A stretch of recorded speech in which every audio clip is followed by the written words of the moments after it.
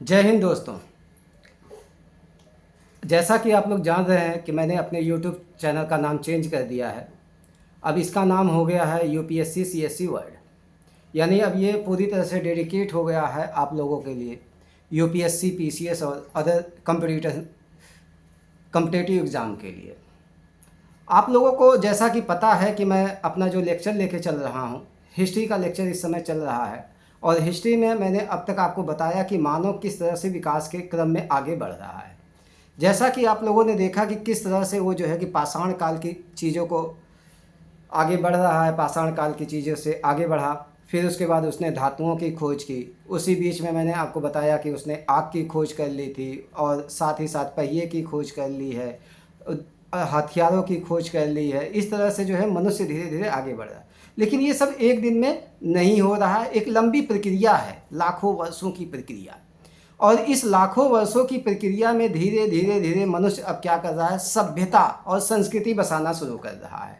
और आपने देखा होगा कि जो ताम्र पाषाणिक संस्कृति है, जैसे उसने खेती की शुरुआत की। आपने जो है कि देखा होगा मेहरगढ़ में खेती के हमें साक्ष्य मिलते हैं लगभग 9000 साल पहले आज से। और फिर उसके बाद आप देख रहे हैं पशुपालन वो कर रहा है, साथ ही साथ आप और भी चीज़ें देख रहे हैं। ताम्र पाषाणिक संस्कृति जो भारत में हमें दिखाई देती है, वो इनाम गांव में आप देख सकते हैं। चित्रकारी के रूप में आप देखते हैं भीमबेटका की जो गुफाएं हैं, वहाँ पे जो है कि चित्रकारी के रूप में आपको बहुत सी चीज़ें दिखाई पड़ रही है। इसी के साथ साथ अगर आप देखोगे कि ये जो मनुष्य है अब धीरे धीरे संस्कृति सभ्यता ये जो है कि बसाना शुरू कर रहा है। इसके अलावा मनुष्य क्या कर रहा है, अब जो है धीरे धीरे इस्टेब्लिश हो रहा है। जब इस्टेब्लिश होगा तभी तो वो संस्कृति बसाएगा, तभी तो वो सभ्यता बसाएगा। इसी क्रम में क्या हुआ है कि महज आज से कुछ साल पहले, 4000-5000 साल पहले की अगर आप बात देखोगे तो हमें एक जो है सभ्यता दिखाई देती है, एक संस्कृति हमें जो है कि दिखाई देती है। वो संस्कृति का नाम है हड़प्पा सभ्यता या इंडस वैली सभ्यता या कांस्य युगीन सभ्यता भी उसको कहते हैं। हाल ही में उसका नाम भी चेंज किया गया है। ये जो हमें हड़प्पा सभ्यता दिखाई देती है, ये एकाएक हमें नहीं दिखाई देती है, एक क्रमिक विकास की प्रक्रिया है, उसमें हमें ये चीज़ें दिखाई देती है।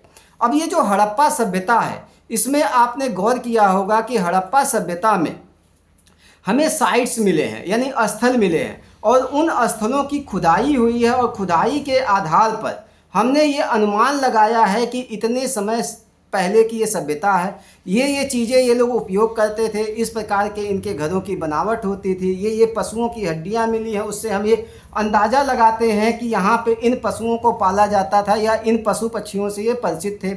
ये धार्मिक चिन्ह मिले हैं तो हम एक अंदाज़ा लगाते हैं कि इस देवताओं की ये पूजा करते रहे होंगे। साथ ही मुहरें मिली हैं तो ये पता चलता है कि इन मुहरों का उपयोग वो किस रूप में करते थे, मनोरंजन के लिए वो किन किन साधनों का इस्तेमाल करते थे, कृषि में वो किन किन फसलों से वो परिचित थे। ये सारी चीज़ें हमें खुदाई के दौरान जो भी एविडेंस मिले हैं उससे हम अंदाज़ा लगाते हैं। लेकिन ये जो हड़प्पा सभ्यता हमें दिखाई देती है, हड़प्पा सभ्यता हमारे सामने आई, क्या ये एकाएक आई, कैसे इसका जो है कि हमने खुदाई की, कैसे हमें ये पता चला कि ये हड़प्पा सभ्यता यहाँ पे रही होगी। तो इसका एक जो है कि काफ़ी इंटरेस्टिंग इतिहास है, काफ़ी जो है मनोरंजक इतिहास है।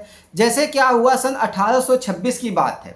चार्ल्स मैसन नाम का एक यात्री था, चार्ल्स मैसन, याद रखिएगा, चार्ल्स मैसन नाम का एक यात्री था, अंग्रेज़ था। वो जो है भारत आया। भारत में आकर, क्योंकि भारत उस समय अंग्रेज़ों का गुलाम बनता जा रहा है धीरे धीरे, 1826 की बात है, अभी भारत पूरी तरह से गुलाम नहीं हुआ है। आप देखिएगा जब 1857 की क्रांति होती है तब तक लगभग 60% भारत के हिस्से पे अंग्रेज़ों ने कब्जा किया है। पूरे भारत पे उन्होंने कब्जा नहीं किया है, बहुत सी छोटी छोटी रियासतें रह गई हैं जो स्वतंत्र रूप से अपना शासन कर रही हैं। 1857 तक की बात कर रहे हैं। तो ये जो 1826 का अभी समय है, उस समय एक अंग्रेज यात्री आता है चार्ल्स मैसन नाम का। और वो चार्ल्स मैसन नाम का जो यात्री आता है वो हड़प्पा और सिंध वाले क्षेत्र में घूमने निकलता है, क्योंकि वो जो है क्या है, घुमंतु प्रवृत्ति के लोग हैं, जिज्ञासु प्रवृत्ति के लोग हैं। वो घूमने निकलता है वहाँ पे, कहाँ पे, हड़प्पा और सिंध वाले क्षेत्र पे। वहाँ जब जाता है तो उसको कुछ खंडहर दिखाई देते हैं, हड़प्पा वाली जगह पे जाता है, कुछ खंडहर दिखाई देते हैं। तो वो अपनी डायरी में इस चीज़ को मेंशन करता है, डायरी में इस चीज़ को लिखता है कि यहाँ पे कोई जो है सभ्यता रही होगी। यहाँ पे कोई सभ्यता रही होगी, यहाँ पे कोई संस्कृति ने जन्म लिया होगा, इस तरह के साक्ष्य उसको वहाँ पे दिखाई देते हैं। फिर ये बात जो है आई गई हो गई। कुछ समय के बाद 1856 यानी 1826 के बाद 1856 की बात आप जो है देख रहे हैं, लगभग 30 साल का जो है अंतर आपको दिखाई देता है। सन 1853 में भारत में मुंबई से ठाणे के बीच में पहली रेलवे लाइन जो है कि चली है, रेलवे जो है चली है। आप जानते हैं रेलवे का विकास, उसी रेलवे के विकास के क्रम में दो भाई हैं, दो ठेकेदार भाई हैं, विलियम ब्रंटन और जो है कि जॉन विलियम।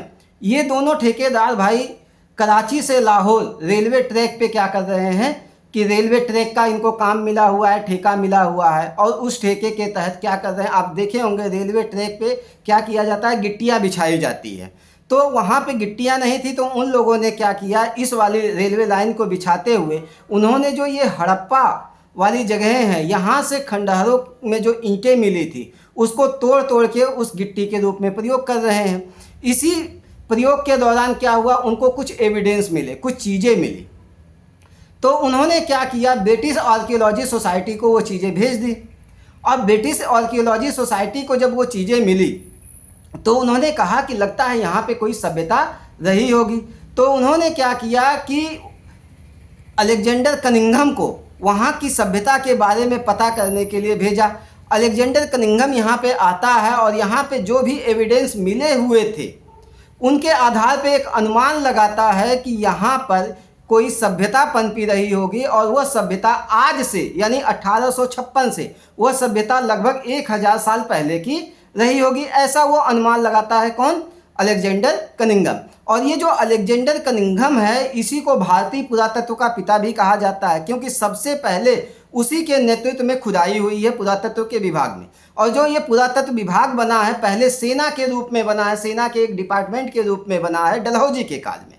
ये ध्यान रखिएगा, डलहौजी के कार्यकाल में सेना के एक निकाय के रूप में पुरातत्व विभाग बना है, और उसका पहला अध्यक्ष कौन है? Alexander Cunningham. और ये जो अलेक्जेंडर कनिंघम है, इसी को भारतीय पुरातत्व का पिता भी कहा जाता है। ये बात जो है कि उसने बताई कि यहाँ पे हड़प्पा सभ्यता जो है कि यहाँ पे जो सभ्यता पनपी थी, लगभग उस समय से 1000 साल पहले पनपी होगी, यहाँ पे रही होगी।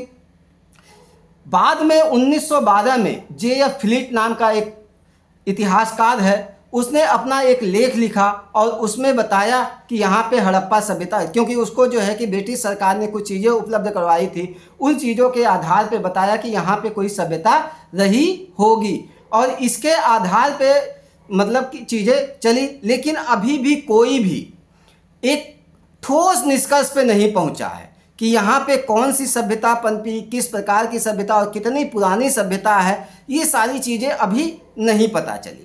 यानी चार्ल्स मैसन ने प्रयास किया, फिर उसके बाद जो है कि अलेक्जेंडर कनिंघम ने प्रयास किया, J.F. फिलिट ने प्रयास किया, अभी तक ठोस निष्कर्ष पे चीज़ें नहीं पहुँची हैं। 1921 में दयाराम साहनी के नेतृत्व में 1921 में दयाराम साहनी के नेतृत्व में उस वाले साइड पे क्या हुआ, अब खुदाई हुई, सरकार ने वहाँ पे खुदाई करवाई। तब जाके यह पता चला कि यहाँ पे तो बहुत विस्तृत, बहुत बड़ी सभ्यता जो है कि पनपी थी। और इस प्रकार से हड़प्पा सभ्यता की खुदाई होना शुरू हुआ, और हड़प्पा सभ्यता की जब खुदाई हुई तब यह पता चला कि यह सभ्यता छोटी मोटी सभ्यता नहीं है, लगभग 13 लाख वर्ग किलोमीटर में फैली हुई सभ्यता है। 13 से 14 लाख वर्ग किलोमीटर में फैली हुई सभ्यता है। और फिर उसके बाद 1921 के बाद लगातार इसके साइट्स की जो है खोज की गई, और इसकी साइट्स को आप देखेंगे, साइट्स मतलब स्थल, जगह जगह इसके स्थल पाए गए, और यह अनुमान लगाया गया कि भारत ही नहीं बल्कि वर्तमान समय में भारत, पाकिस्तान, अफगानिस्तान 3 देशों में यह सभ्यता फैली हुई थी। बाद में जॉन मार्शल ने क्या किया कि जॉन मार्शल के नेतृत्व में इस सभ्यता का नामकरण किया गया, और यह पता लगाया गया कि चूंकि यह सभ्यता शुरुआत में हड़प्पा और सिंधु और उसकी सहायक नदियों के किनारे इसके स्थल मिले थे, तो इस सभ्यता का नामकरण किया गया सिंधु घाटी की सभ्यता। सिंधु घाटी की सभ्यता इसका शुरुआती नाम पड़ा। लेकिन जब ये इसके साइट्स और भी मिलने शुरू हुए, लगभग 1500 साइट्स वर्तमान समय में मिल चुके हैं, और 14 लाख वर्ग किलोमीटर में फैली हुई ये सभ्यता है। और ये जो साइट्स मिले हैं, और तो ये पता लगाया गया कि यह सभ्यता केवल सिंधु और उसकी सहायक नदियों के किनारे ही नहीं फैले थे, बल्कि अन्य नदियों के किनारे फैले थे। तो अब एक गैर भौगोलिक नाम की जो है कि ज़रूरत पड़ी। अब एक इतिहास में एक परंपरा रही है कि जिस स्थल की सबसे पहले खोज की जाती है, उसी के आधार पर क्या किया जाता है, सभ्यता का नामकरण किया जाता है। और अब यहाँ पे सिंधु घाटी की सभ्यता के स्थान पे इस सभ्यता का नामकरण जो है हड़प्पा सभ्यता कर दिया गया। इस प्रकार से हड़प्पा सभ्यता की खोज हुई है और हड़प्पा सभ्यता का नामकरण हुआ है। शुरू में इसका नामकरण सिंधु घाटी की सभ्यता, बाद में इसका नामकरण हड़प्पा सभ्यता, और फिर उसके बाद यहाँ पे एक अलग धातु हमें जो है कि दिखाई देती है, और उस धातु को कांस्य धातु कहा जाता है, जिसमें तांबा और टिन मिलाकर 9:1 यानी 9 भाग जो है कि 9 भाग तांबे का रहता है, 1 भाग टिन का रहता है। दोनों को मिलाकर एक नई धातु बनती है जिसको कांसा कहते हैं। यानी यहाँ पे एक नई धातु दिखाई देती है जिसको कांसा कहते हैं, और इस सभ्यता का नामकरण हुआ कांस्य युगीन सभ्यता। और अभी सरकार ने इस सभ्यता का नामकरण जो है कि फिर से बदला है, और वह नाम जो है कि मैं आपको बताऊंगा कि क्या उसका नाम है। तो इस प्रकार से आप देखेंगे कि हड़प्पा सभ्यता की खोज हुई है। अब ये जो 1400 स्थल मिले हैं, 1400-1500 स्थल मिले, देखो कॉमन बात बता रहा हूँ, अभी एग्जैक्ट चीज़ों पे मत जाओ कि कितना 1400 मिले हैं, 1403 मिले हैं, 13 लाख वर्ग किलोमीटर है, 14 लाख वर्ग, अभी इतनी ठोस चीज़ों पे मत जाइए आप लोग। एक कॉमन चीज़ें एक अपनी समझ बनाने की कोशिश करिए। तो ये देखा गया कि भारत के और पाकिस्तान के और अफगानिस्तान के तमाम स्थलों पे ये सभ्यता के स्थल हमें मिले हैं। अब इसका उत्तर दक्षिण पूर्व पश्चिम विस्तार देखा गया कि उत्तर में ये कहाँ तक फैली हुई है।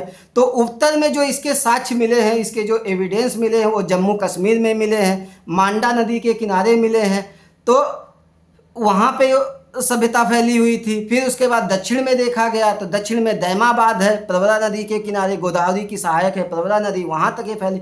यानी उत्तर दक्षिण इसका विस्तार हो गया जम्मू कश्मीर से लेकर महाराष्ट्र तक। और अभी जो है कुछ साइट्स जो है कि कहाँ तक, केरला तक जो है कि हमें इसके दिखाई देते हैं।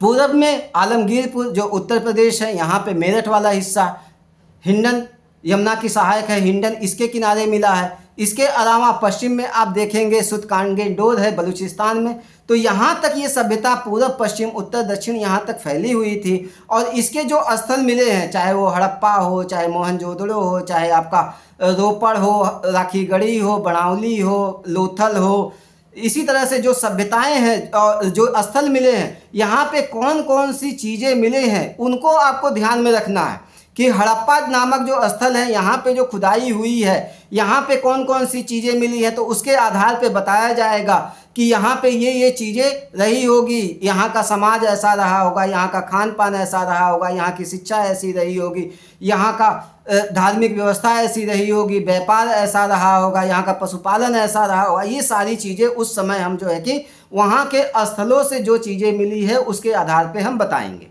मोहनजोदड़ो से जो चीज़ें मिली हैं वह आपको जानने के लिए ज़रूरी है। बड़ावली से जो चीज़ें मिली हैं वह आपके लिए जानना ज़रूरी है। राखीगढ़ी से जो चीज़ें मिली है वह आपको जानना ज़रूरी है। रोपड़ से जो चीज़ें मिली हैं वह जानना ज़रूरी है। आपको सुतकानगेडोर से जो चीज़ें मिली है वह जानना ज़रूरी है। आलमगीरपुर से जो चीज़ें मिली है वह आपको जानना ज़रूरी है। धौलावीरा से जो चीज़ें मिली है वह आपको जानना ज़रूरी है। लोथल से जो चीज़ें मिली है वह आपको जानना ज़रूरी है। कालीबंगा से जो चीज़ें मिली है वह आपको जानना ज़रूरी है। तो इस प्रकार से आप देखेंगे कि आपको हर साइट्स के बारे में, ये जो 1400-1500 साइट्स है उसमें से 10-15 साइट्स हैं जिसके बारे में आपको जानना बहुत ज़रूरी है। क्योंकि पीसीएस में अक्सर ऐसे क्वेश्चन पूछे जाते हैं, आईएएस में कॉन्सेप्चुअल क्वेश्चन पूछे जाते हैं। तो आपको हड़प्पा सभ्यता एक ठोस नींव आपको प्रदान करेगा इतिहास को समझने के लिए। और जब आप एक बार इतिहास को अच्छे से समझ जाएंगे तो उसका एक क्रमिक विकास आपको समझ में आएगा। जैसे हड़प्पा को आपने समझ लिया तो आपको वैदिक काल समझना आसान हो जाएगा। वैदिक काल को समझ लिया तो वैदिक काल में ऋग वैदिक काल और उत्तर वैदिक काल समझना आसान हो जाएगा। फिर उसके बाद जो है महाजनपद काल आपके लिए समझना आसान हो जाएगा। बुद्धा काल आपको समझना आसान हो जाएगा। फिर उसके बाद जो मौर्य साम्राज्य है उसका उत्थान, मगध साम्राज्य का उत्थान आपको समझना आसान हो जाएगा। मौर्य काल आपको समझना आसान हो जाएगा, मौर्योत्तर काल समझना आसान हो जाएगा। फिर उसके बाद आप देखेंगे गुप्त काल और गुप्तोत्तर काल समझना आसान हो जाएगा। हर्षवर्धन का काल आपको समझना आसान हो जाएगा। साथ ही साथ अब साउथ इंडिया में अगर आप जाओगे तो वहाँ पे संगम साहित्य और संगम काल आपको समझना आसान हो जाएगा। चोल, चेर, पांड्य, इनको समझना आसान हो जाएगा। तो आप एंशियंट इंडिया को उस रूप में देखोगे, क्योंकि पूरा एंशियंट इंडिया किस पे आधारित है? एविडेंस पे आधारित है, और एविडेंसों के आधार पे ही हम वहाँ की सारी चीज़ों को समझने की कोशिश करेंगे। तो इस प्रकार से आप चार्ल्स मैसन से लेकर कर्जन तक, कर्जन के काल में क्या हुआ है कि पहले तो पुरातत्व विभाग सैन्य विभाग के रूप में कार्य करता था, और कर्जन के काल में आकर वह पुरातत्व विभाग जो है अलग निकाय के रूप में काम करने लगा।